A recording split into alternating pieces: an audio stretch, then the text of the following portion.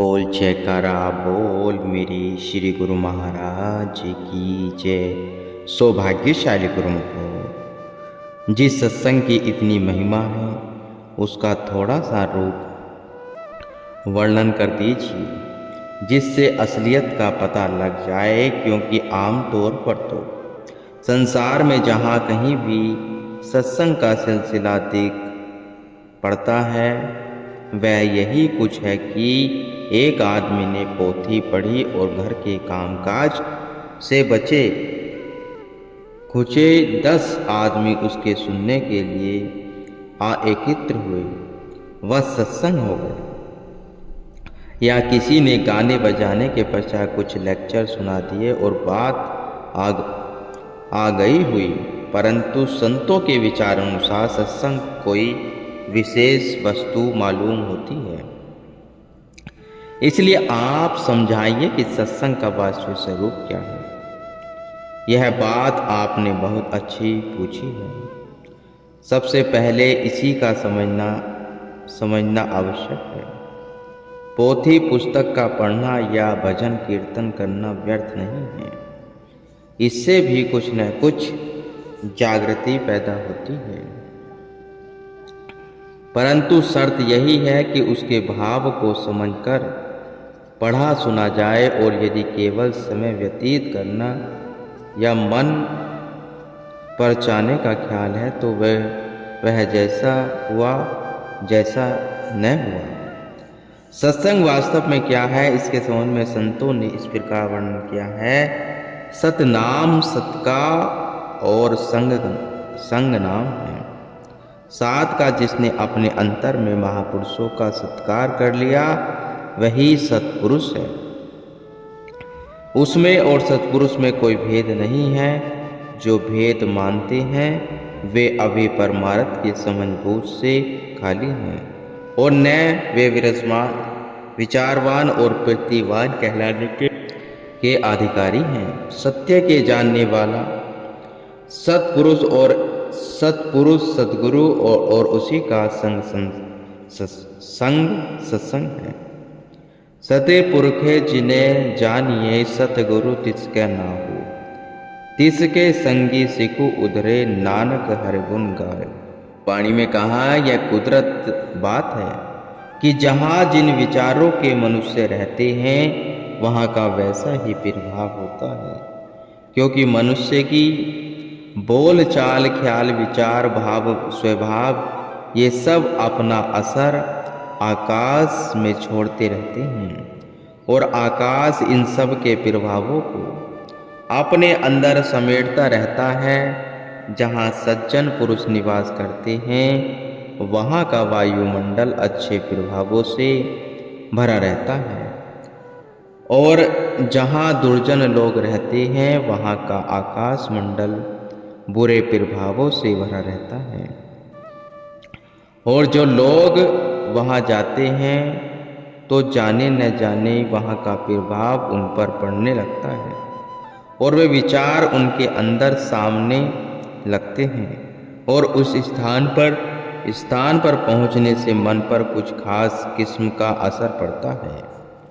आपने सुना होगा जब श्री रामचंद्र महाराज जी ने रणभूमि के अंदर अपने आप को नागपाश में बंधा लिया तो नारद जी के भेजने पर गरुड़ जी ने आकर उन्हें छुड़वाया।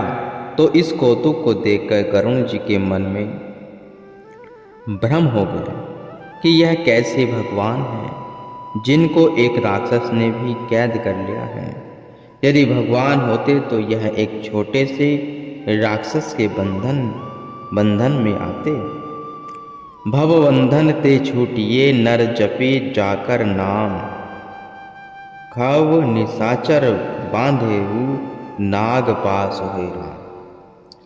जिसका नाम लेने से जीव संसार के बंधनों से छूट जाए और वह एक छोटे से राक्षस के बंधन में आए, यह कभी नहीं होना चाहिए।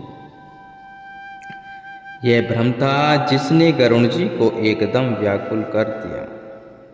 मोह बंधन का पड़ जाना पड़ जाना तो सहज होता है, परंतु उसका काटना अति कठिन काम है। भ्रम जड़ तो पड़ तो तुरंत जाता है, परंतु उसके दूर करने में बहुत समय लगता है, और वह सत्संग के बिना दूर ही कब होता है। दुखित होकर बेचारा नारद जी के पास पहुंचा। नारद जी ने ब्रह्मा के पास भेज दिया, लेकिन ब्रह्मा ने भी इस कारज को अपनी शांति से बाहर जाना, शक्ति से बाहर जाना उन्होंने शिव जी के पास भेज दिया। शिव जी ने कहा, हे गरुण जी, यह भ्रम मामूली भ्रम नहीं है। इष्ट देव से टूटी हुई श्रद्धा और विश्वास का फिर जोड़ना साधारण काम नहीं होता। इसके लिए चिरकाल तक सत्संग की आवश्यकता है, तब कहीं जाकर तुम्हारा भ्रम दूर हो सकता है। इसलिए मेरी सम्मति है, मैं तुम काग भुसंडियों के पास जाओ। वहाँ पर हर समय सत्संग होता रहता है। वहाँ पर जाने से यह भ्रम आप से आप निवृत्त हो जाएगा। फिर कहीं आने जाने की आवश्यकता नहीं रहेगी। वहाँ से आज्ञा पाकर गरुड़ जी ने सुमेरु पर्वत का मार्ग पकड़ा और भुसुंडी जी के आश्रम पर जा पहुंचा।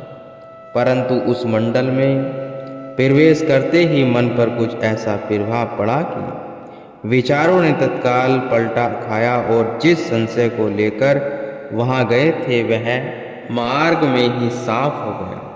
लेकिन फिर भी उन्होंने कुछ काल वहां ठहरकर कागभुसंडी जी का सत्संग से बहुत कुछ लाभ प्राप्त किया। विन सत्संग न हरि कथा, तेहि विन मोहे न भाग। मोह गए विन राम पद, होए न दृढ़ अनुराग। श्री रामायण में भी आया है, महापुरुष संसार में चमकते हुए सूर्य के समान होते हैं।